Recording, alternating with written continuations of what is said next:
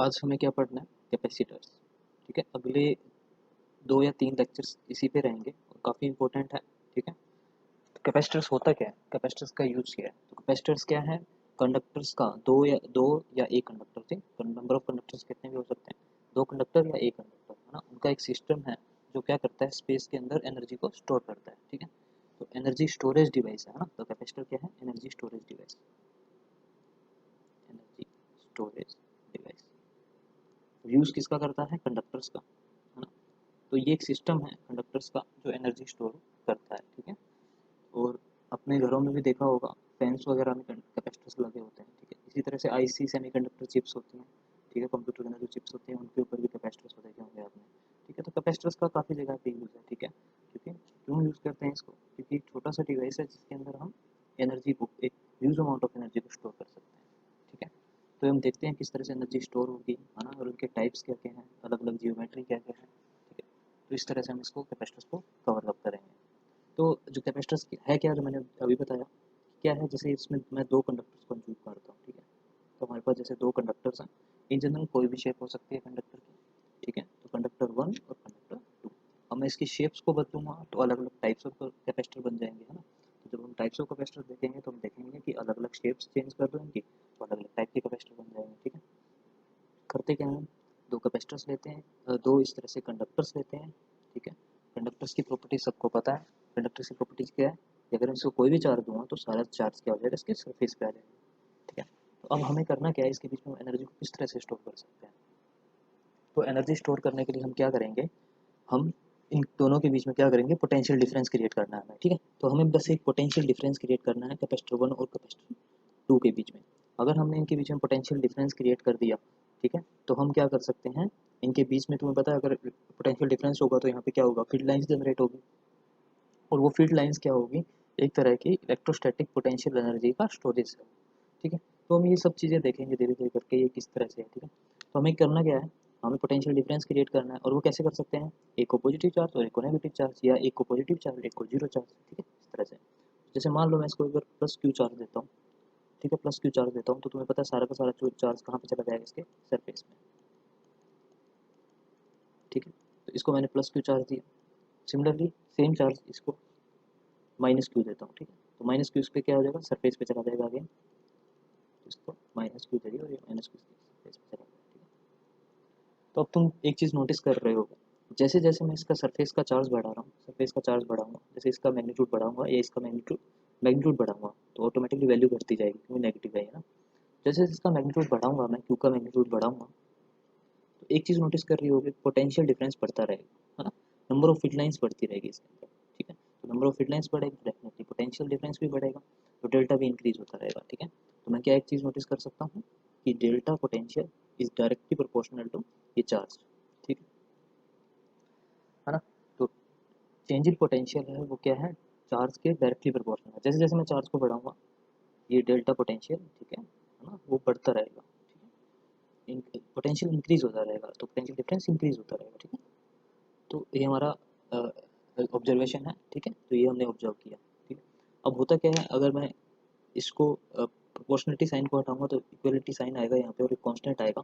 हाँ, तो मैं कांस्टेंट भी लगा देता हूँ, कांस्टेंट। ठीक है, अब देखो इस कांस्टेंट को हम किस तरह से डिफाइन करते हैं, कि इस कांस्टेंट को एक टर्म से डिफाइन करते हैं, 1/c, और c यहाँ पे क्या है, कैपेसिटेंस। ठीक है, कैपेसिटेंस। अब कोई सोच रहा होगा इसको सी क्यों नहीं डिफाइन किया, 1/c क्यों डिफाइन किया। ठीक है ना, उसको डिफाइन कर सकते हैं। तो कैपेसिटेंस क्या है, कैपेसिटेंस को हमने एक क्वांटिटी बनाई है। ठीक है, क्वांटिटी हमने डिफाइन की है कैपेसिटेंस को। वो क्या करती है हमें, अब जो क्वांटिटी है कैपेसिटेंस, वो जो एनर्जी स्टोरेज है इसकी अमाउंट को डिसाइड करती है, कितना अमाउंट है। ठीक है, तो अब तुम एक चीज़ नोटिस कर रहे हो कि वो जो क्वांटिटी होनी चाहिए वो डायरेक्टली प्रोपोर्शनल टू चार्ज होनी चाहिए। ठीक है, क्योंकि चार्ज ज़्यादा करोगे तुम क्वांटिटी को, तुम क्या कर रहे हो, उस एनर्जी स्टोरेज को क्या कर रहे हो, ज़्यादा कर रहे हो। ठीक है, एनर्जी स्टोरेज बढ़ा रहे हो, तो वो क्वांटिटी क्या होनी चाहिए, directly proportional to C charge होनी चाहिए। और उस क्वांटिटी को मैंने सी से डिनोट किया, कैपेसिटेंस से। ठीक है, तो कैपेसिटेंस क्या है, एनर्जी स्टोरेज डिवाइस है, और उसी की एक क्या है, प्रॉपर्टी है कैपेसिटेंस। ठीक है, तो एनर्जी स्टोरेज प्रॉपर्टी है। ठीक है, कितना अमाउंट ऑफ एनर्जी स्टोर कर सकता है। तो capacitance definitely directly proportional to Q होना चाहिए, इसलिए इसको 1/c ही डिफाइन कर सकते हैं। तो यहाँ से अगर इसको मैं 1/c पुट करूँगा तो c की वैल्यू कितनी आएगी, q बाई डेल्टा v, है ना। तो यहाँ से हमारा जो रिजल्ट था कि delta V is directly proportional to Q, ये इसमें कन्वर्ट हो गया कि capacitance is equal to Q upon delta V. काफ़ी इंपॉर्टेंट रिजल्ट है ये। कैपेसिटेंस, इसको मैं सी से डिनोट कर रहा हूँ, वो क्या है, चार्ज अपॉन पोटेंशियल डिफरेंस। तो डेल्टा वी से डिनोट करते हैं इसको, इसको क्यू से डिनोट करते हैं, Q upon delta V is equal to C. काफ़ी इंपॉर्टेंट रिजल्ट है। अब तुम्हें फॉर्मूले से दिख रहा होगा, तुम इसको फॉर्मूले से ये नहीं बोल सकते कि capacitance is directly proportional to Q and capacitance is inversely proportional to delta V. ये कहना गलत होगा। क्यों गलत होगा कहना ऐसा, क्योंकि कैपेसिटेंस है वो एक कांस्टेंट क्वांटिटी है ना। यहाँ से अपने को दिख भी रहा है कैपेसिटेंस क्या है, कांस्टेंट क्वांटिटी है, जो कि ना तो चार्ज पे डिपेंड करती ना डेल्टा मतलब पोटेंशियल डिफरेंस पे डिपेंड करती। फॉर्मूले में भले ही दिख रहा है, मतलब यहाँ पे क्या है, कैपेसिटेंस है वो क्या है, इंडिपेंडेंट है किसके, क्यू के एंड डेल्टा भी। काफ़ी इंपॉर्टेंट पॉइंट है ये। दूसरा, कैपेसिटेंस किस पे डिपेंड होता है, अगर इंडिपेंडेंट है किसी की तो डिपेंड भी तो होगा। तो डिपेंड किसके होता है, तो कैपेसिटेंस डिपेंड अपॉन किस पे, ज्योमेट्री एंड जो भी मीडियम है यहाँ पे, ठीक है, इन दो चीज़ों पे कैपेसिटेंस डिपेंड होता है। तो हम अलग अलग टाइप्स के जब कैपेसिटर पढ़ेंगे हम देखेंगे भी कि कैपेसिटेंस किस तरह से ज्योमेट्री पे, और जब हम डायरेक्ट की बात करेंगे तो किस तरह से मीडियम पे डिपेंड करता है, तो ये चीज़ें देखेंगे है ना। तो वैसे कैपेसिटेंस एक कांस्टेंट क्वांटिटी है, लेकिन अगर तुम मीडियम बदल दोगे या फिर ज्योमेट्री बदल दोगे तो कैपेसिटेंस की वैल्यू बदल जाएगी। अदरवाइज चार्ज और पोटेंशियल डिफरेंस कैपेसिटेंस की वैल्यू नहीं बदल सकता, है ना। ये मोस्ट इंपॉर्टेंट फॉर्मूला है, इसको जरूर आप याद रखना, ठीक है। सारे टाइप्स ऑफ कैपेसिटर्स हैं उनके अंदर ही ये जो फॉर्मूला है वो यूज़ होगा।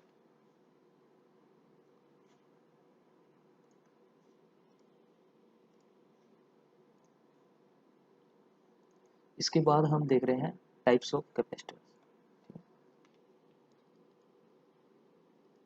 टाइप्स ऑफ कैपेसिटर्स, ठीक। तो हम जनरली कैपेसिटर्स को, ठीक है, वैसे तो हम बहुत सारे टाइप्स में इसको कन्वर्ट कर सकते हैं, लेकिन जनरली हम कैपेसिटर्स को 4 टाइप्स में कन्वर्ट करते हैं, ठीक है, 4 कैटेगरी में। इसमें सबसे इंपॉर्टेंट है पैरेलल प्लेट कैपेसिटर्स, है ना।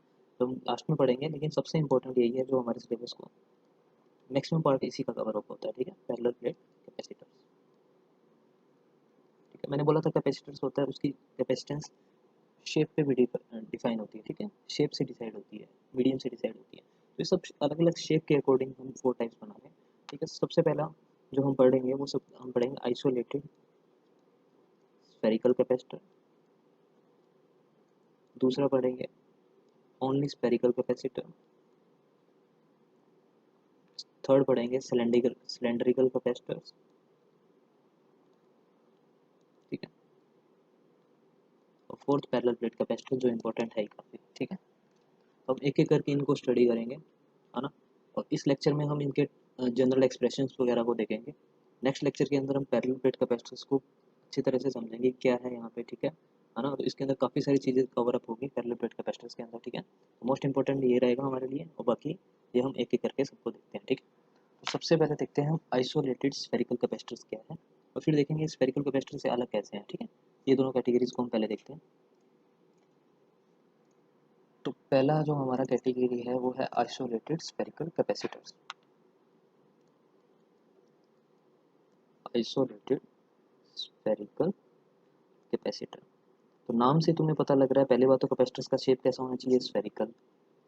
और फिर वो है आइसोलेटेड, मैंने बोला था कि 2 कैपेसिटर्स होने चाहिए, है ना। कोई भी कैपेसिटर बनाने के लिए तुम्हारे पास क्या होंगे, 2 कंडक्टर्स होने चाहिए, उनके बीच में चार्ज डिफरेंस होना चाहिए, मतलब चार्जेस होने चाहिए, प्लस क्यू माइनस क्यू, उनके बीच में डेल्टा पोटेंशियल होना चाहिए, है ना। ये चीज़ें बताया था मैंने। तो इसका फॉर्मूला है C is equal to Q by delta capacitance का। तो हमें क्या करना है, इस फर्स्ट कैपेसिटर को क्या बना देंगे हम, स्फेरिकल बना देंगे, बना दिया। लेकिन ये आइसोलेटेड है, आइसोलेटेड का मतलब ये सिर्फ एक ही रहेगा कंडक्टर, दूसरा कंडक्टर कहाँ होगा, दूसरा कंडक्टर एज्यूम करेंगे ये वाला कंडक्टर इन्फानेट पे, ठीक है। तो दूसरा कंडक्टर कहाँ होगा, इन्फानेट पे एज्यूम करेंगे। और मैंने बोला था कि इन दोनों के बीच में पोटेंशियल डिफरेंस बनाना है, तो इसको क्यू कर सकते हो तो इसको जीरो भी कर सकते हो, है ना। तुम्हारी मर्जी, कोई जरूरी नहीं है माइनस क्यू भी होगा, यहाँ पे जीरो भी कर सकते हो, उस हिसाब से पोटेंशियल डिफरेंस क्रिएट हो जाएगा, ठीक है। तो अगर तुम इसको जीरो कर रहे हो, क्योंकि इन्फानेट पे पोटेंशियल वैसे भी जीरो होता है, तो इसका पोटेंशियल तुम्हें पता लग गया कि जीरो है, ठीक है। अच्छा, इस पॉइंट पे पोटेंशियल कितना है, जीरो है। तो ये आपका सेकंड जो है, ये सेकंड पॉइंट है, और ये फर्स्ट पॉइंट आपका ये है। तो ये अकेला है, इसलिए क्या बोलते हैं इसको, आइसोलेटेड स्फेरिकल कैपेसिटर। तो मैंने इसको आर रेडियस का ले लिया और इसको क्यू चार्ज प्रोवाइड कर दिया, ठीक है, क्यू चार्ज। तो तुम्हें पता है कि इसको प्लस क्यू चार्ज प्रोवाइड करूँ तो सारा का सारा कहाँ चला जाएगा, सरफेस के ऊपर।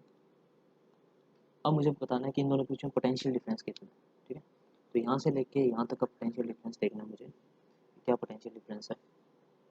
तो कितना पोटेंशियल डिफरेंस होगा यहाँ से लेके यहाँ तक का, है ना। क्यों देख रहा हूँ यहाँ से यहाँ तक का, क्योंकि मुझे यहाँ से लेके यहाँ तक का स्पेस यूज करना है, ये मेरे को स्पेस यूज करना है। तो कौन सा स्पेस यूज हो रहा है अपना, यहाँ से लेके इन्फानाइट तक का। ये कैपेसिटर्स में एनर्जी स्टोरेज के लिए ये स्पेस यूज हो रहा है, ठीक है। इस स्टोरेज का, इस जो स्पेस है उसके अंदर मुझे कंसिडरेशन करना है डेल्टा वी का, इसका मुझे डेल्टा वी निकालना है। सिंपल है, दिस वी माइनस दिस, है ना। इसका पोटेंशियल कितना है यहाँ पे, इसका पोटेंशियल होगा अपने सरफेस पे, है ना, कंडक्टर के कितना होता है के क्यू बाई आर। यहाँ में पोटेंशियल कितना है, जीरो। इनका डिफरेंस कितना आएगा delta V, K Q by R minus zero, तो आएगा के क्यू बाई आर। तो सिंपल, अब कैपेसिटेंस कितना हो जाएगा, ये वाला फॉर्मूला लगा दो, is equal to this charge divided by delta potential. कितना आएगा ये, आर अपॉन के, और के की वैल्यू पुट कर दो 1/4 पाई एप्सिलॉन नॉट, ठीक है। उसका जो कैपेसिटेंस आया है आइसोलेटेड स्फेरिकल कैपेसिटेंस का, वो कितना है 4 pi epsilon naught into R. अब एक चीज़ नोटिस कर रहे हो कि 4 कांस्टेंट है, पाई कांस्टेंट है, एप्सिलॉन नॉट कांस्टेंट है, ठीक है। ये सिर्फ आर पे डिपेंड कर रहा है, जैसे जैसे तुम इस कैपेसिटर की रेडियस बढ़ाओगे इसका कैपेसिटेंस बढ़ता जाएगा। तो capacitance is directly proportional to radius, ठीक है। तो जिस जैसे जैसे इसका तुम क्या करोगे, रेडियस बढ़ाओगे तो इनके जो स्पेस है इसके बीच का, ये ज़्यादा एनर्जी को स्टोर करेगा, है ना, ज़्यादा कैपेसिटेंस होगा इसका मतलब ये है, ठीक है। तो कैपेसिटेंस क्या है, डायरेक्टली प्रोपोर्शनल टू आर, ठीक है। और बाकी किसी फैक्टर पे डिपेंड नहीं कर रहा है, रेडियस पे डिपेंड कर रहा है, बाकी ये चीज़ें कांस्टेंट है ना। तो लेकिन जो आइसोलेटेड कैपेसिटर्स हैं इसको हम जनरली यूज़ नहीं करते, क्यों नहीं यूज़ करते, क्योंकि इसके दो ड्रॉबैक है। क्या ड्रॉबैक है, पहला ड्रॉबैक ये है, इसकी जो कैपेसिटेंस वैल्यू निकल के आती है वो काफ़ी कम आती है ना, हम देखेंगे भी किस ऑर्डर की आती है, लेकिन काफ़ी कम आती है, ठीक। दूसरी इसका जो ड्रॉबैक्स है, ये ड्रॉबैक्स है इसके। दूसरा ड्रॉबैक इसका ये है कि इसका जो एरिया है जिसको हम कंट्रोल करेंगे, कैपेसिटर सेक्शन में है क्या, दो कंडक्टर्स के बीच का जो स्पेस जिसको हम क्या कर रहे हैं, एनर्जी स्टोरेज के लिए यूज़ कर रहे हैं, वो स्पेस हमारा क्या है, वो उस कैपेसिटर, इस कैपेसिटर से लेके क्या तक है, इन्फिनिटी तक है। और वो स्पेस बहुत ज़्यादा है जिसको हम कंट्रोल नहीं कर सकते, ठीक है। कि इन्फानाइट पे कहाँ पे लेके जाओगे तुम, इन्फानाइट से लेके एक कंडक्टर तुम किस तरह से उसके बीच को कंट्रोल करोगे, ठीक है। आपका जो स्पेस है, जो जिस चीज़ को आपको कंट्रोल करना है वो बहुत ज़्यादा है। नॉर्मली घरों में जो यूज़ होते हैं कैपेसिटर, उनका स्पेस अराउंड 1 सेंटीमीटर के आसपास होता है ना, मिलीमीटर के ऑर्डर का भी होता है, ठीक है। तो आप इतना जो इन्फानाइट जो स्पेस है उसको कैसे यूज अप करोगे, तो ये हमारे कोई काम का नहीं है ना। क्योंकि क्यों नहीं काम का है, क्योंकि जो इसका स्पेस है, ये जो स्पेस है ना, जो इसका स्पेस है, जिस स्पेस के अंदर हम इलेक्ट्रिसिटी को स्टोर कर रहे हैं, ठीक है, सॉरी, इलेक्ट्रिक एनर्जी को स्टोर कर रहे हैं, ठीक है, वो जो स्पेस है वो काफ़ी ज़्यादा है, ठीक है। तो ये कंट्रोलेबल नहीं है, कंट्रोलेबल डिवाइस नहीं है, ठीक है। तो इसलिए हम इसको क्या कर सकते हैं, इसको, ये हमारा एक ड्रॉबैक है, इसको हम यूज नहीं कर सकते, और इसकी कैपेसिटेंस काफ़ी कम है। कैपेसिटेंस ही तो होनी चाहिए ज़्यादा, और वही काफ़ी कम है इसकी, ठीक है। इसकी जो कैपेसिटेंस है वो पिको फैराड ऑर्डर के अंदर होती है, 10⁻⁻12 ऑर्डर की, क्योंकि कैपेसिटेंस की जो यूनिट होती है वो फैराड होती है ऐसे, ठीक है। तो पिको फैराड मतलब 10⁻12 फैराड, ये ऑर्डर की है, काफ़ी कम वैल्यू है। जो नॉर्मली घरों के अंदर कॉमर्शियली यूज़ होते हैं उनकी माइक्रो फैराड ऑर्डर की होती है, माइक्रो फैराड। जो कॉमर्शियली जो कैपेसिटेंस हैं उनकी माइक्रो फैराड ऑर्डर की होती है, 10⁻⁻6 फैराड। हमारे हमें यहाँ पे पिको फैराड मिल रहा है जो हमारा यूज़फुल नहीं है, ठीक है, इतना कम यूज़फुल नहीं होगा, ठीक है। माइक्रो फैराड ऑर्डर एटलीस्ट, ठीक है। मिली फैराड जाओगे तो और बेटर है, फैराड जाओगे तो बहुत ज़्यादा वैल्यू है, ठीक है। तो इसलिए ये हम यूज़ नहीं कर सकते, कैपेसिटेंस काफ़ी कम है और ये कंट्रोलेबल स्पेस है वो बहुत ज़्यादा है, ठीक है। इसके बाद हम सेकेंड डिवाइस देखते हैं, जो सेकेंड कैपेसिटर है हमारा इसी से रिलेटेड है, ठीक है। वो है स्फेरिकल कैपेसिटर, स्फेरिकल कैपेसिटर। इसके अंदर क्या है, स्फेरिकल कैपेसिटर में हमारा क्या है, जो दो हमारे स्फीयर हैं, वो दूसरा स्फीयर इन्फानाइट पे नहीं है, जैसे पहला स्फीयर है और ये दूसरा स्फीयर है, ये दोनों क्या है, कौन कोइंसाइड करेंगे, ठीक है, इनका सेंटर एक ही होगा, ठीक है, दोनों कंडक्टर्स हैं। तो एक को मैं क्या चार्ज देता हूँ, एक को प्लस क्यू और एक को क्या देता हूँ माइनस क्यू, जैसे तुमने ये देखा होगा। 1 सेकेंड, ये चीज़ देखी होगी कि दो कंडक्टर्स होने चाहिए तुम्हारे पास, कैपेसिटर की बेसिक रिक्वायरमेंट, ठीक है। एक को प्लस क्यू एक को माइनस क्यू, ठीक है, इस तरह से है ना। तो यहाँ पे प्लस क्यू किसको दे रहा हूँ, इसको दे रहा हूँ, माइनस क्यू इसको दे रहा हूँ। क्यों दे रहा हूँ वो भी तुम्हें पता लगेगा कि प्लस क्यू के टाइम में ज़्यादा पोटेंशियल होगा, और जिसकी रेडियस कम होगी उसकी पोटेंशियल ज़्यादा होगा, डेफिनेटली इस बात है, ठीक है, तो इसलिए, ठीक है। तो इसको प्लस क्यू और माइनस क्यू देना है मुझे, ठीक है। अब एक चीज़ नोटिस की होगी, अगर मैं कैपेसिटर्स को प्लस क्यू और माइनस क्यू दे दूँ, तो ये क्योंकि क्या क्या है, दोनों कंडक्टर्स हैं, ठीक है, कंडक्टर 1 एंड कंडक्टर 2। अब तुम्हें एक चीज़ प्रॉपर्टी पता होगा, है ना, इलेक्ट्रोस्टैटिक शील्डिंग में भी मैंने पढ़ाया होगा कि जो अगर कंडक्टर्स होता है तो कंडक्टर के अंदर टोटल चार्ज कितना होता है, 0 होता है। तो इस कंडक्टर के अंदर वाला जो सरफेस है ना, एक्चुअली में बना कैसे है, देखो, इसको अगर मैं जूम करूँ तो इसके दो सरफेस हैं इस तरह से, तो इसको जूम करूँ तो इसके भी दो सरफेस हैं, ठीक है। तो इसके कुल मिला के 4 सरफेस जो होते हैं, 1 2 3 एंड 4, ठीक है। तो इन चार्जेस कैसे डिस्ट्रीब्यूटेड है इन पे देखो, अगर इसको प्लस क्यू देता हूँ इस प्लेट को, ठीक है, तो प्लस क्यू देने से क्या हो जाएगा, अंदर वाले पे 0 हो जाएगा और सारा प्लस क्यू क्या हो जाएगा, बाहर वाले सरफेस पे आ जाएगा, ठीक है, ये सबको पता है, प्लस क्यू बाहर वाले सरफेस पे आ जाएगा। अब क्या है, दोनों कंडक्टर्स हैं, है ना, और ये क्या करेंगे एक दूसरे को इंडक्शन करेंगे, है ना। अगर यहाँ पे प्लस क्यू है ना, क्योंकि ये कंडक्टर है, तो यहाँ पे अंदर के सरफेस पे माइनस क्यू क्या हो जाएगा, रीडिस्ट्रीब्यूट हो जाएगा। क्यों होगा माइनस क्यू, इसका एक रीज़न ये भी है कि इस कंडक्टर के अंदर मैं अगर कोई गोजला लूँ, गोजला लगाऊँ अगर, तो इसके अंदर नेट चार्ज 0 होना चाहिए, और वो कब हो सकता है, वो तभी हो सकता है इस कंडक्टर का जो ये गोजियन सरफेस है इसमें नेट चार्ज 0 कब हो सकता है, ये प्लस और माइनस इक्वल हो, और ये कैसे हो सकता है, ये इसे रीडिस्ट्रीब्यूशन से हो सकता है। तो ये जो से प्लस क्यू चार्ज है इसी के कॉरस्पॉन्डिंग क्या होगा, नेगेटिव चार्ज क्या हो जाएगा, रीडिस्ट्रीब्यूट हो जाएगा,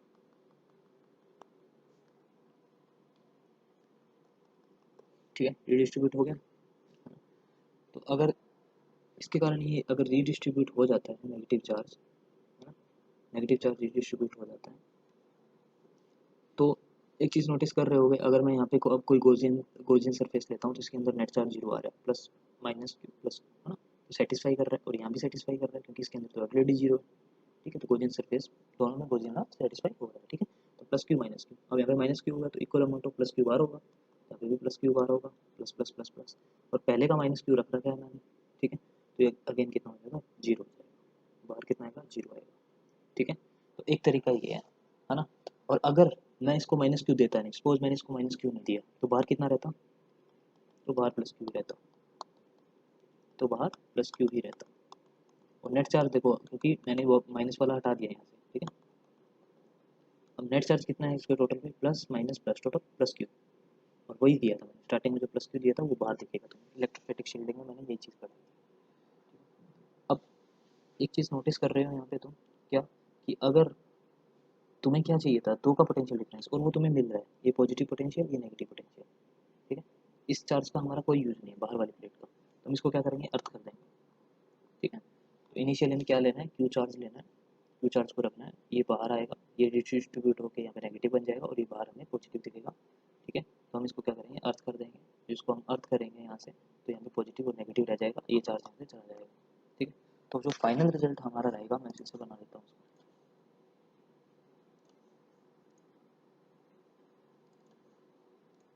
जो हमारे स्फेरिकल कैपेसिटर्स हैं वो हमें इस तरह से दिखेंगे फाइनली।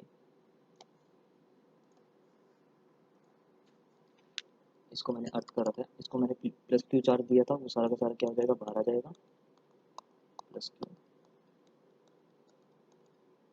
और ये equal amount of negative Q क्या हो जाएगा, इसके सरफेस पे आ जाएगा, और बार वाला चारा सारा अर्थ हो जाएगा। बस ये दो स्पेस हमें यूज़ करना है ना, जैसे एक कंडक्टर ही है, एक कंडक्टर ही है, इन दोनों के बीच का स्पेस ये वाला, इसमें देखो कौन सा स्पेस यूज अप हो रहा है, इसका प्लस क्यू माइनस क्यू, ये वाला स्पेस हमारा क्या हो रहा है, यूजफुल है ना। तो ये स्फेरिकल कंडक्टर है ना, तो यूजफुल सरफेस क्या है, स्फेरिक स्फीयर जैसा, वो स्फेरिकल कंडक्टर हो गया। अब देखो हमें पोटेंशियल डिफरेंस निकाला है, यूजफुल सरफेस का पोटेंशियल डिफरेंस डेल्टा भी, वो कैसे निकालोगे, this potential minus this potential, ठीक है। अब देखो यहाँ पे हमें पोटेंशियल डिफरेंस निकालना है, ठीक है। अब कैसे निकाल सकते हो, यहाँ का पोटेंशियल देखो, इस पॉइंट का पोटेंशियल कितना है, जो मैंने पॉइंट देखा है, क्योंकि कौन सी सरफेस, फर्स्ट और सेकंड सरफेस का पोटेंशियल है ना, तो V2 माइनस ये अंदर वाला और ये बाहर वाला, कौन सा सरफेस, अंदर वाला सरफेस, ठीक है, अंदर वाला सरफेस, तो V2 माइनस V3, ये क्या आएगा हमारा, डेल्टा पोटेंशियल, अगर मेरे को डेल्टा पोटेंशियल पता लग जाए तो इसका कैपेसिटेंस निकाल सकता हूँ, मुझे निकालना आता है C equal to Q by delta V. तो सिस्टम का कैपेसिटेंस कितना आएगा, ये वाला चार्ज क्यू बाई डेल्टा, इस तरह से निकाल सकते हैं। ठीक है, तो मुझे इसका पोटेंशियल डिफरेंस निकालना है। ठीक है, इसका पोटेंशियल डिफरेंस क्या है।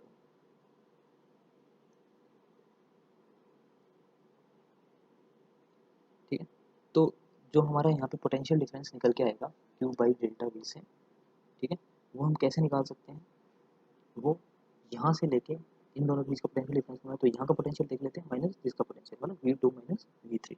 तो V2 यहाँ पे क्या है, डायरेक्ट बता सकते हैं V2 क्या है यहाँ पे, इस पॉइंट का सरफेस, इस स्फीयर के ऊपर चार्ज कितना है, Q है, रेडियस कितनी है, तो रेडियस मान लेते हैं, इसका रेडियस मान लो A है, इसका रेडियस मान लो B है, तो A B, तो इसका कितना आएगा, V2 कितना आएगा, K चार्ज Q है डिवाइड बाई A रेडियस।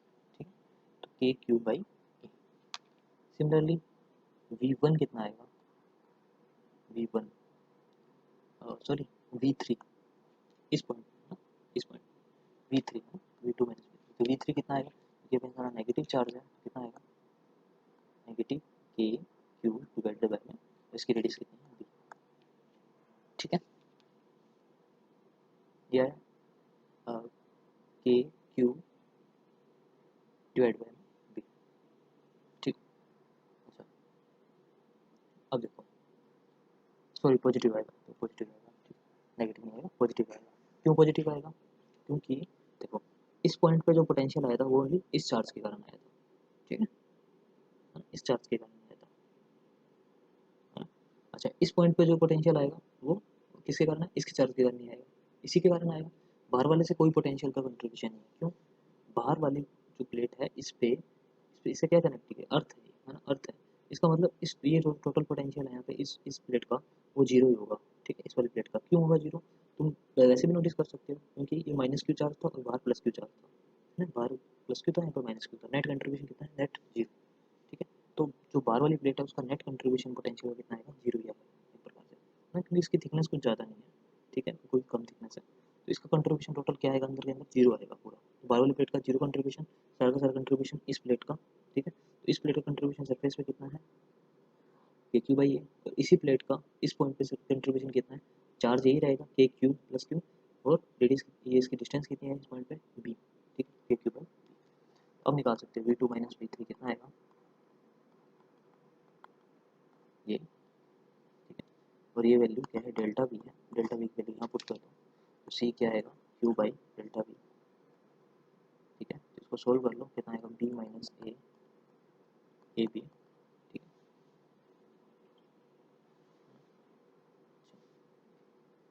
ठीक है, तो यहाँ से क्यू कैंसिल। ठीक है, के की value 4 pi epsilon naught, 1/4 pi epsilon naught, and ये आएगा 4 pi epsilon naught A B divided by में बी माइनस, ये नेट कैपेसिटेंस आएगा स्फेरिकल कैपेसिटेंस के अंदर। ठीक है, किस किस पे डिपेंड कर रहा है, सिर्फ ज्योमेट्री पे, कैसे, ए पे डिपेंड कर रहा है, बी पे डिपेंड कर रहा है सिर्फ, हाँ ये तो कांस्टेंट ही है, तो कैपेसिटेंस किस पे डिपेंड कर रहा है, ज्योमेट्री पे, इनर रेडियस आउटर रेडियस।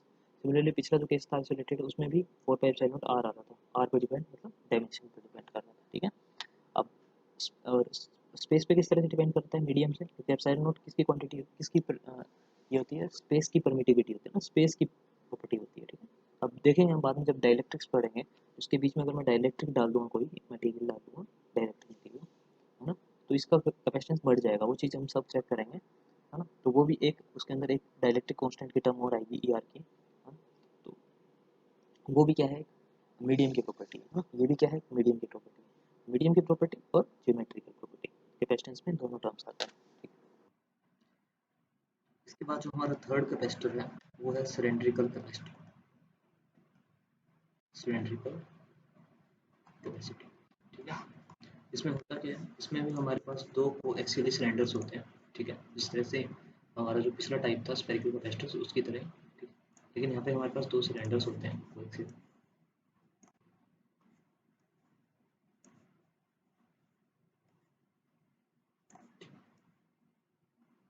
इस तरह से दो सिलेंडर्स, दोनों कंडक्टर्स हैं। ठीक है, एक कंडक्टर वन है इनसाइड वाला और कंडक्टर टू है आउटसाइड वाला, और इनसाइड और आउटसाइड वाले में हम पोटेंशियल डिफरेंस निकाल लेंगे। ठीक है, और उसके बाद में वहाँ से हम कैपेसिटेंस वैल्यू निकाल देंगे, ठीक है। सिलेंड्रिकल कैपेसिटेंस में क्या है, इनसाइड वाला है, एक आउटसाइड वाला है। सिमिलरली हमें इसको भी क्या करना है, यहाँ से अर्थ कर देना है, जैसे हमने स्फेरिकल कैपेसिटेंस में किया था, ठीक है।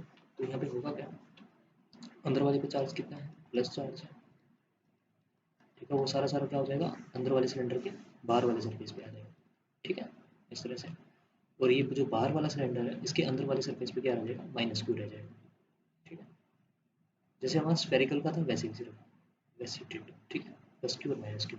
अब ऊपर से देखेंगे कैसे दिखेगा, हमें ऐसा ही दिखेगा, ये प्लस क्यू और ये माइनस क्यू, अपर क्यू।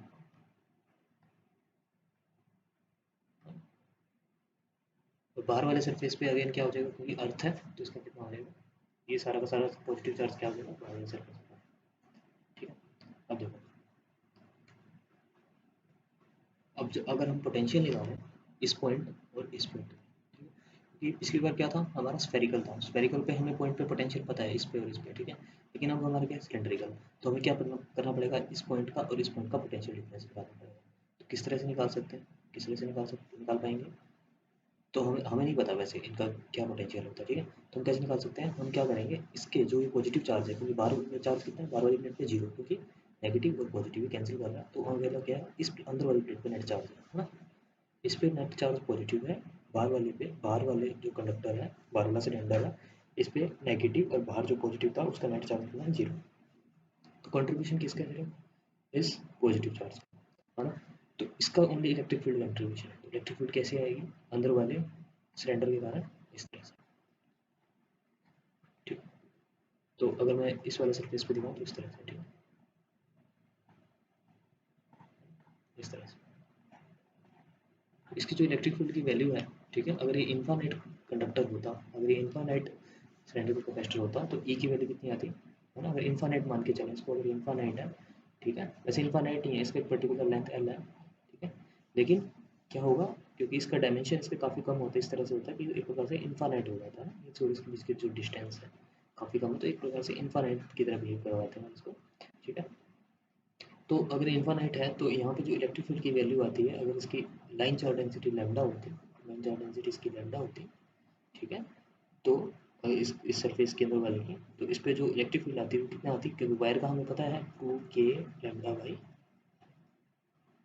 इस तरह से, ठीक, 2k lambda by electric field, ठीक है।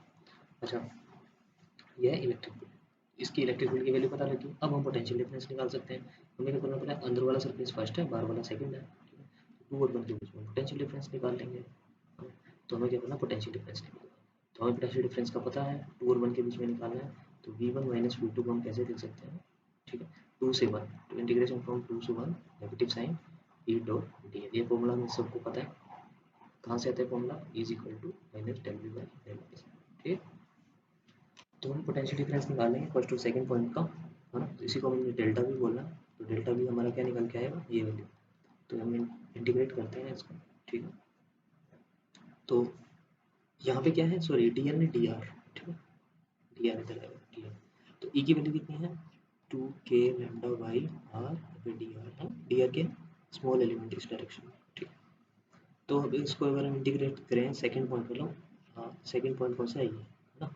तो बाहर वाली रेडियस मान लो b है, अंदर वाली a है, तो सेकंड वाला पॉइंट कितना डिस्टेंस है b, तो ये b है, और अंदर वाली रेडियस है a, तो b से a इंटीग्रेशन। तो इस कांस्टेंट को बाहर ले लो, 1/r का इंटीग्रेशन कितना हो जाएगा, log r ln r, log base e, log base e को ही बोलते हैं ln, ठीक है। तो ln r upper limit a और लोअर लिमिट b, ये वैल्यूज पुट करो, ठीक है। एक चीज़ और कर सकते हो, नेगेटिव साइन अगर इसको पॉजिटिव कर दो तो लिमिट चेंज हो जाएगी यहाँ पे, है ना, लिमिट चेंज हो जाती है अगर पॉजिटिव को नेगेटिव कर दो। तो कितना आएगा answer, 2k lambda L N B minus L N A, और L N B minus L N A को क्या लिख सकते हैं, L N B by A. तो इसका फाइनल आंसर आएगा 2k lambda L N B by A, ये आएगा पोटेंशियल डिफरेंस। अगर हमारा पोटेंशियल डिफरेंस निकल गया तो हमें कैपेसिटेंस का फॉर्मूला पता है, पोटेंशियल डिफरेंस की टर्म है तो capacitance equal to Q upon delta V, ये सबको पता है, ठीक है। तो जो नेट हमारा कैपेसिटेंस निकल के आया, कितना निकल के आएगा, निकल के आएगा Q by 2k lambda L N B by A, ठीक है। देखो अब हमें क्या करना पड़ेगा, लैम्डा की वैल्यू पुट करनी पड़ेगी। तो लैम्डा क्या चीज़ है, लैम्डा है चार्ज पर यूनिट लेंथ, है ना। लैम्डा को लिखना है चार्ज पर यूनिट लेंथ, तो लैम्डा क्या है, चार्ज पर यूनिट लेंथ। तो वैल्यू पुट करोगे तो यहाँ पे क्यू आएगा पर यूनिट लेंथ, लेंथ ऊपर चला जाएगा तो क्या आएगा, Q L divide by 2 k Lm D by A. K की वैल्यू पुट कर दो, के की वैल्यू होती है 1/457 ये जाएगा 4/5 टू कैंसिल हो जाएगा वहाँ से, है ना। तो क्यू कैंसिल होगा यहाँ से, क्यू नहीं आएगा, तो आएगा टू, क्योंकि 4/5 और 2 कैंसिल हो जाएगा तो 2/5 एल है ही, नीचे आएगा 2 sorry L M D by A, ये फाइनल रिजल्ट है। Capacitance is equal to 2/5 L divide by L D by A. कई बार ये क्वांटिटी ऐसी भी डिफाइन होती है कैपेसिटेंस पर यूनिट लेंथ, हाँ सिलेंडर्स में कैपेसिटेंस पर यूनिट लेंथ भी बताना पड़ जाता है कई बार आपको, तो हम कितना लिख सकते हैं 2/5 divide by L M D by, ठीक है। इस तरह से हम कैपेसिटेंस निकाल सकते हैं, और पर यूनिट लेंथ है तो हम कैपेसिटेंस कैसे निकालें, capacitance equal to this into length, तो ये होगा, ठीक है। कैपेसिटेंस इस तरह से हम क्या कर सकते हैं, सिलेंड्रिकल कैपेसिटर्स के अंदर भी क्या कर सकते हैं, कैपेसिटेंस निकाल सकते हैं। इसके बाद जो फोर्थ है हमारा पैरेलल प्लेट कैपेसिटर्स, वही सबसे इंपॉर्टेंट है, ठीक है। इन सब के जो फॉर्मूले भी अगर तुम देख लोगे डायरेक्ट तुम्हारे प्रॉब्लम्स हो जाएंगे। पैरेलल प्लेट कैपेसिटर्स में हमें काफ़ी सारी चीज़ें देखनी है, ठीक है। तो उसमें हम कॉम्बिनेशन सर्किट्स भी देखेंगे जो नेक्स्ट लेक्चर में। तो जो ये फोर्थ लेक्चर है, जो ये फोर्थ कैपेसिटर है, ये सबसे इंपॉर्टेंट है, ठीक है ना। तो पैरेलल प्लेट कैपेसिटर्स,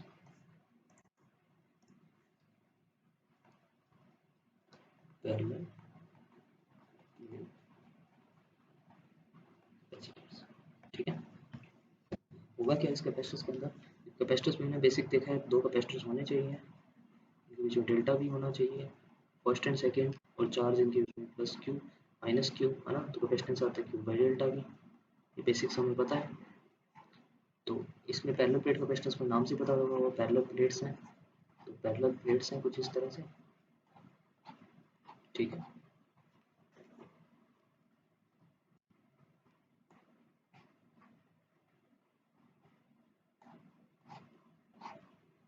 तो पैरेलल प्लेट्स हैं, है ना।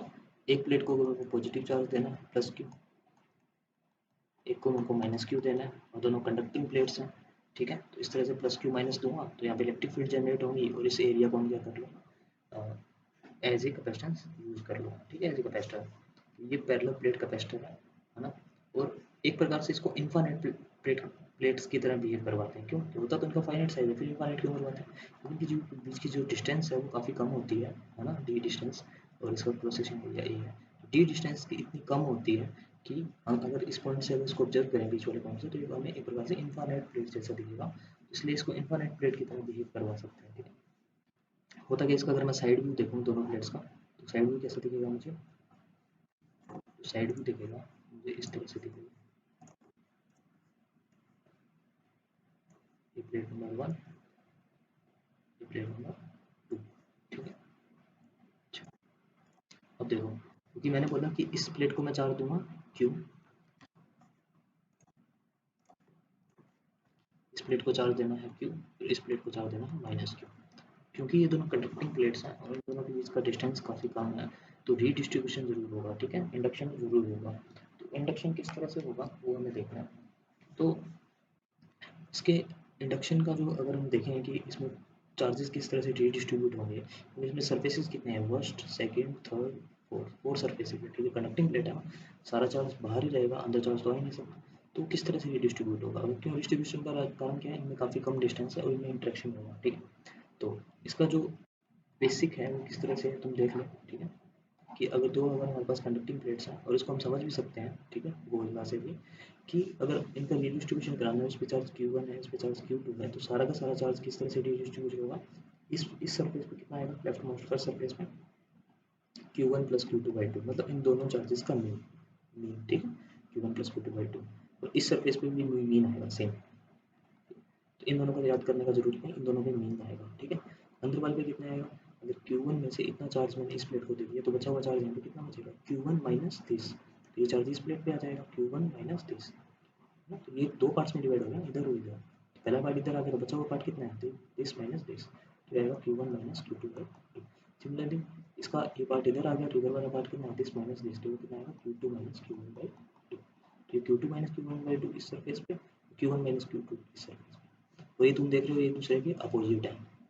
ये क्या वेरीफाई करा रहे हैं कि यहाँ पे पूरा का पूरा क्या हो रहा है, इंडक्शन हो रहा है अपोजिट चार्ज का, ठीक है। तो ये चीज़ वेरीफाई भी होगी, और बाहर कितना है मीन चार्ज। तो देख लो यहाँ पे अगर ये Q चार्ज और माइनस Q ना, Q1 को Q ले लो, ये Q1 है, Q2 कितना है माइनस Q, ये डिस्ट्रीब्यूशन कराओ तो यहाँ पे कितना आएगा लेफ्ट फर्स्ट सर्फेस पे Q1 प्लस Q2, Q1 कितना है Q प्लस Q2 मतलब minus Q divide by two, कितना आएगा इस सरफेस पे जीरो। सिमिलरली इस वाले सरफेस पे कितना आ रहा है जीरो, ठीक है। जीरो चार्ज इधर जीरो चार्ज, तो बचा हुआ चार्ज Q में से जीरो इधर गया तो पूरा पूरा Q इधर आ जाएगा, तो माइनस Q में जीरो इधर आ गया तो माइनस Q पूरा आ जाएगा, है ना। तो इन ये एक दूसरे के अपोजिट में है तो सेटिस्फाई भी हो रही है। तो इसका मतलब सारा का सारा चार्ज कहाँ रहेगा, इसके अंदर वाले सरफेस पे, प्लेट्स के रीडिस्ट्रीब्यूशन होने के बाद में, और नेगेटिव चार्ज यहाँ पे, तो यहाँ पे बाहर वाले कितना रहेगा जीरो, तो बाहर कोई चार्ज नहीं रहेगा, सारा सारा चार्ज कहाँ रहेगा अंदर रहेगा। इसका मतलब इलेक्ट्रिक फील्ड लाइन्स क्या रहेगी बस सिर्फ इन साइड के अंदर। तो ये जो चार्ज है हमारा ये एक प्रकार से नॉन कंडक्टिंग प्लेट्स की तरह बिहेव कर रहा है, क्योंकि बस एक ही साइड है, ये मतलब एक प्रकार से नॉन कंडक्टिंग जैसा बन जाएगा, ठीक है। तो इलेक्ट्रिक फील्ड लाइंस अगर इसके बीच की तुम इलेक्ट्रिक फील्ड निकालना चाहो, नेट इलेक्ट्रिक फील्ड है ना, ये निकालना चाहो क्योंकि इनफाइनाइट प्लेट की तरह बिहेव कर रहा है, तो net electric field E net निकालना चाहिए यहाँ पे इसके बीच में ई नेट। तो कैसे निकाल सकते हो, ई नेट में दो कंट्रीब्यूशन है, एक तो इस वाले चार्जेस का और एक इस वाले चार्जेस का, इस वाले का भी है और एक इस वाले का, इस वाले का इनसाइड में, इस वाले का आउटसाइड में, ठीक है। तो नेट चार्ज कैसा होगा ई नेट ऐसा। हाँ तो फर्स्ट प्लस के कारण कितना आएगा, क्योंकि ये चार्ज क्यों इस पे सारे नॉन कंडक्टिंग प्लेट की तरह बिहेव कर रहा है, ये भी नॉन कंडक्टिंग, तो इसको कितना है sigma by two epsilon not, सबको पता है electric field sigma by two epsilon not है, तो इसको कितना है sigma by two epsilon not, इसको भी कितना है sigma by two epsilon not. तो नेट कितना आएगा sigma plus two sigma by two epsilon not, sigma by two epsilon not कितना आ जाएगा सिग्मा बाई एप्सिलॉन नॉट, है। दोनों को जोड़ दो, ये भी इधर है ये भी इधर है, जुड़ के नेट हो जाएगा कितना सिग्मा बाई एप्सिलॉन नॉट, ठीक है। तो सिग्मा क्या होता है चार्ज पर यूनिट एरिया, तो गिवन है Q by A, area of plate A दे रखा है, ठीक है, क्यू बाई ए नीचे एप्सिलॉन नॉट है। तो इलेक्ट्रिक फील्ड नेट इनसाइड मतलब जो इलेक्ट्रिक फील्ड आएगी नेट वो कितनी आएगी Q by A epsilon not, Q by A epsilon naught, ठीक है। इलेक्ट्रिक फील्ड आ गई, अब तुम पोटेंशियल डिफरेंस निकाल सकते हो किस प्लेट का, मतलब इस पॉइंट से और इस पॉइंट का। वैसे तो सर्फेसेस कितने हैं 1 2 3 4, मतलब V2 माइनस V3 निकालना है, V2 माइनस V3, तो V2 माइनस V3 निकालना है। तो देखो हम किस तरह से निकाल सकते हैं, जैसे हम पिछला स्फेरिकल का केस किया था उसी तरह से हमें इसमें पोटेंशियल डिफरेंस निकालना है। हमें ई पता लग गया, हम पोटेंशियल डिफरेंस आराम से निकाल सकते हैं अब तो, ठीक है।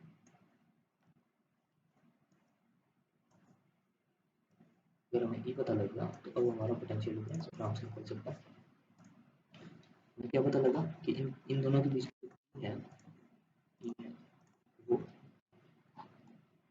वो निकल के आया, जो ई नेट निकल के आया क्यू बाई ए एप्सिलॉन, है ना। इसका सरफेस ए मतलब जो इसका जो ये सरफेस एरिया वो ए है, ठीक है, अंदर वाले का भी है, इधर भी है इधर भी है, ठीक है। तो इन दोनों की जो डिस्टेंस है वो डी है, ठीक है ना, ये डी डिस्टेंस है।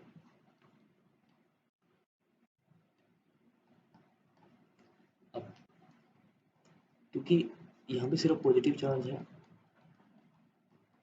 यहाँ पे सिर्फ नेगेटिव चार्ज है, और हमें पोटेंशियल डिफरेंस किसका होता है पॉजिटिव और नेगेटिव के बीच का ही देखना होता है, जैसे कंडक्टर है तो उनके पॉजिटिव और नेगेटिव बीच का डेल्टा, तो डेल्टा भी निकालो। ये फर्स्ट सरफेस है, सेकंड सरफेस है, थर्ड सरफेस है, फोर्थ सरफेस है, हमें क्या निकालना है पोटेंशियल डिफरेंस 2 और 3 का, तो V2 माइनस V3 कितना आएगा, ये आएगा माइनस का, है ना, V2 माइनस V3, 3 से 2 जाना है ना, जस्ट अपोजिट जाना होता है इलेक्ट्रिकल में, तो 3 से 2, है ना, E डॉट डी आर, ये सबको पता है पोटेंशियल डिफरेंस का फॉर्मूला, ठीक है। तो पोटेंशियल डिफरेंस कितना आएगा, पोटेंशियल डिफरेंस आएगा माइनस ई की वैल्यू हमने लिख दी है Q by epsilon naught two D R. अब ये सारा कुछ कांस्टेंट है, देखो ये भी कांस्टेंट है, ये कांस्टेंट, ये भी कांस्टेंट है, एप्सिलॉन नॉट भी कांस्टेंट, तो हमको बाहर लेना डी आर का इंटीग्रेशन 3 से 2। अब पता है नेगेटिव साइन है, अगर नेगेटिव को प्लस कर दोगे तो लिमिट चेंज हो जाएंगे, ठीक है। ऐसा भी कर सकते हो, अगर लिमिट चेंज नहीं कर रहा है तो इसको नेगेटिव रहने दो, ठीक है। अच्छा, तो डी आर का इंटीग्रेशन आर होता है, ठीक है, आर होता है, तो Q by A epsilon not negative का आर होता है, और आर की वैल्यू 2 और 3 पुट करोगे तो R two minus R three. अब देखो R two minus R three क्या आएगा, है ना। अच्छा अब नेगेटिव साइन को अंदर ले जाओ, कितना होगा R three minus R two हो जाएगा, तो R three minus R two निकाल सकते हो, डिस्टेंस इस साइड मेजर कर रहे हैं, तो R3 माइनस R2 मतलब ये वाली डिस्टेंस, और ये वाली डिस्टेंस कितनी है D, ठीक है। तो कितना आएगा R3 माइनस R2 कितना आएगा डिस्टेंस D, तो कितना आएगा Q by A epsilon not D, ठीक है। ये हमारा क्या है डेल्टा B। अगर डेल्टा B निकल गया तो कैपेसिटेंस तो निकल ही जाएगा, कैपेसिटेंस निकालना था ना यहाँ से Q बाई डेल्टा B, तो Q by delta B, Q की वैल्यू अपॉन डेल्टा B की वैल्यू पुट करो, Q A epsilon naught upon D, Q by Q into D A epsilon not, Q से Q कैंसिल, कैपेसिटेंस की value आएगी A epsilon naught upon D। Most important result है, दो parallel plates के बीच का capacitance निकालना है लोगों ने, तो क्या निकल के आएगा C is equal to A epsilon naught upon D, मतलब जो कैपेसिटेंस होगा हमारा वो एरिया पे, एरिया ऑफ प्लेट, दोनों बीच की डिस्टेंस और फ्री स्पेस की परमिटिविटी इस पे डिपेंड करती है, ठीक है। तो A epsilon naught upon D, ठीक है। तो इस तरह से हम क्या कर सकते हैं कैपेसिटेंस निकाल सकते हैं पैरेलल प्लेट कैपेसिटर का, ठीक है। अगर तुम देख लो अगर एरिया को मैं डबल कर दूंगा तो कैपेसिटेंस भी डबल हो जाएगा, डी को डबल कर दूंगा तो कैपेसिटेंस हाफ हो जाएगा, ठीक है। तो इस तरह के प्रॉब्लम्स भी कर सकते हो, ठीक है। तो ये पैरेलल प्लेट कैपेसिटर था। तो इस तरह से अगर तुम्हें एरिया पे डिपेंड कर रहा है डिस्टेंस के इनवर्सली प्रोपोर्शनल है ना, तो मतलब डायमेंशंस पे डिपेंड कर रहा है, और फ्री स्पेस की परमिटिविटी मतलब मीडियम पे डिपेंड कर रहा है, ठीक है। अच्छा एक चीज़ मैं तुम्हें बता दूं कि डाइलेक्ट्रिक्स का क्या यूज है ना, तो डाइलेक्ट्रिक्स को हम अच्छे से पढ़ेंगे है ना, डाइलेक्ट्रिक्स को अलग टॉपिक है तो उसको हम अच्छे से पढ़ेंगे, लेकिन डाइलेक्ट्रिक करता क्या है, डाइलेक्ट्रिक करता क्या है, अगर कोई जैसे तुम पैरेलल प्लेट कैपेसिटर लिए, तो पैरेलल प्लेट कैपेसिटर्स में ये चीज़ नोटिस करोगे यहाँ पे प्लस क्यू चार्ज है माइनस क्यू चार्ज है, तो दोनों एक दूसरे को अट्रैक्ट करेंगे। अब दोनों प्लेट्स एक दूसरे को अट्रैक्ट करेंगे तो फिर क्या हो जाना चाहिए, यहाँ पे आके मिल जाने चाहिए, एक दूसरे से चिपक जाने चाहिए, लेकिन ऐसा नहीं होगा। क्यों नहीं होगा, क्योंकि हमें इसको फिक्स और इसको फिक्स रखना पड़ेगा, या काम कर सकते हैं इसको क्लैम्प कर दें, यहाँ से क्लैम्प कर दें ताकि ये फिक्स रहें, फोर्स फोर्स लगेगा अभी भी, लेकिन एक दूसरे के पास नहीं आएगी, ठीक है। स्पेस हमारा यूज हो जाएगा, या फिर हम क्या करें, और हमारे हम क्या कर सकते हैं, ये दो प्लेट हैं, क्लैम्प नहीं करें, इनके बीच में एक डाइलेक्ट्रिक मटीरियल लगा दें, डाइलेक्ट्रिक मटीरियल, ठीक है। तो उससे क्या होगा, ये आपस में मिलेगा। तो एक डाइलेक्ट्रिक मटीरियल का ये फायदा है। दूसरा फ़ायदा क्या है, ये ज़्यादा इंपॉर्टेंट फ़ायदा नहीं है क्योंकि क्लैम्प से भी काम चल सकता है। दूसरा फ़ायदा क्या है डाइलेक्ट्रिक मटीरियल का, दूसरा फ़ायदा ये है कि जो पहले कैपेसिटेंस की सी थी, पहले कैपेसिटेंस सी थी है ना earlier, A epsilon not D, ठीक है। तो डाइलेक्ट्रिक कोई मटीरियल है उसकी जो डाइलेक्ट्रिक कांस्टेंट है, डाइलेक्ट्रिक कांस्टेंट को एप्सिलॉन आर से डिनोट करते हैं। अगर उसका डाइलेक्ट्रिक कांस्टेंट एप्सिलॉन आर है और उस मटेरियल को डाल दिया तो जो कैपेसिटेंस है वो चेंज हो जाएगा। अब जो न्यू कैपेसिटेंस बनेगा सी डैश, वो क्या बनेगा earlier capacitance into epsilon R, मतलब ई आर टाइम्स बढ़ जाएगा, और ई आर की वैल्यू ग्रेटर देन 1 होती है, तो जो सी डैश है वो क्या हो जाएगा, बढ़ जाएगा, सी से तो ज़्यादा ही होगा, बढ़ जाएगा। मतलब दूसरा फायदा डाइलेक्ट्रिक का क्या है, क्या है कैपेसिटेंस को बढ़ा देगा। तो डाइलेक्ट्रिक के दो फायदे हैं हमारे पास, क्या है, एक तो कैपेसिटेंस इंक्रीज हो जाएगा, दूसरा क्या करेगा क्लैम्प्स की जरूरत नहीं है, ठीक है। तो इनको क्या करेगा फिक्स रखेगा, है ना, फिक्स्ड रेट्स, है ना, फिक्स रहेगा। तो दो फायदे हैं, ये ज़्यादा इंपॉर्टेंट चीज़ है, कैपेसिटेंस को बहुत ज़्यादा इंक्रीज कर देगा, जितना डाइलेक्ट्रिक कांस्टेंट प्लेट्स का होगा उतना टाइम्स कैपेसिटेंस हो जाएगा, है ना। मान लो किसी का कैपेसिटेंस अर्लियर केस में अगर डाइलेक्ट्रिक नहीं थी उस टाइम, मान लो उसका कैपेसिटेंस 1 माइक्रोफैराड था, ठीक है। अब तूने डाइलेक्ट्रिक कांस्टेंट लगा दिया जिसका डाइलेक्ट्रिक कांस्टेंट मान लो 10⁻³ ऑर्डर का है, हाँ, तो फिर कितना नया डाइलेक्ट्रिक कांस्टेंट, नया कैपेसिटेंस कितना बन जाएगा उसका, सी डैश कितना हो जाएगा earlier capacitance into epsilon R, earlier capacitance कितना था 1 माइक्रोफैराड, और ये 10⁻³ मल्टीप्लाई कर दो तो ये मिली फराड हो जाएगा 1 मिली फराड, तो इस माइक्रोफैराड से तो काफ़ी ज़्यादा मिली फराड, ये यूजफुलनेस है, ठीक है। ये यूजफुलनेस है कैपेसिटेंस का, सॉरी डाइलेक्ट्रिक्स का। डाइलेक्ट्रिक्स क्या कर देगा कैपेसिटेंस को बढ़ा देगा, किस तरह से बढ़ाएगा ये अलग टॉपिक है, उसको डिटेल में बढ़ाएंगे, ठीक है।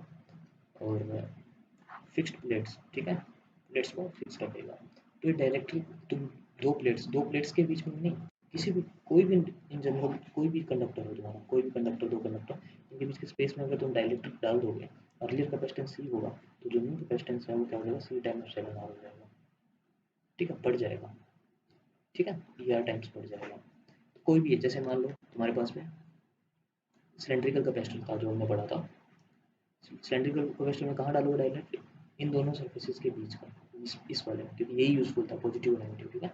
इसके बीच में डालोगे तो कैपेसिटेंस हमारा तो क्या हो जाएगा एप्सिलॉन आर टाइम्स हो जाएगा, अगर पहले सी था तो क्या हो जाएगा सी डैश कितना हो जाएगा एप्सिलॉन आर टाइम्स सी हो जाएगा। और पहले का सी तुम्हें पता है, मतलब इस केस में कितना हो जाएगा, पैरेलल प्लेट्स हैं तो इसमें कितना हो जाएगा, तो पैरेलल प्लेट्स का कितना था, A epsilon naught upon D, तो ये हो जाएगा A epsilon naught upon D into E R, ये हो जाएगा। अब इसमें कितना हो जाएगा, अगर हम स्पेरिकल कैपेसिटर्स की बात करें तो स्पेरिकल कैपेसिटर्स के अंदर हमें जो डाइलेक्ट्रिक्स जो हमारा निकल के आया था स्पेरिकल कैपेसिटर्स के अंदर, वो हमारा निकल के आया था ए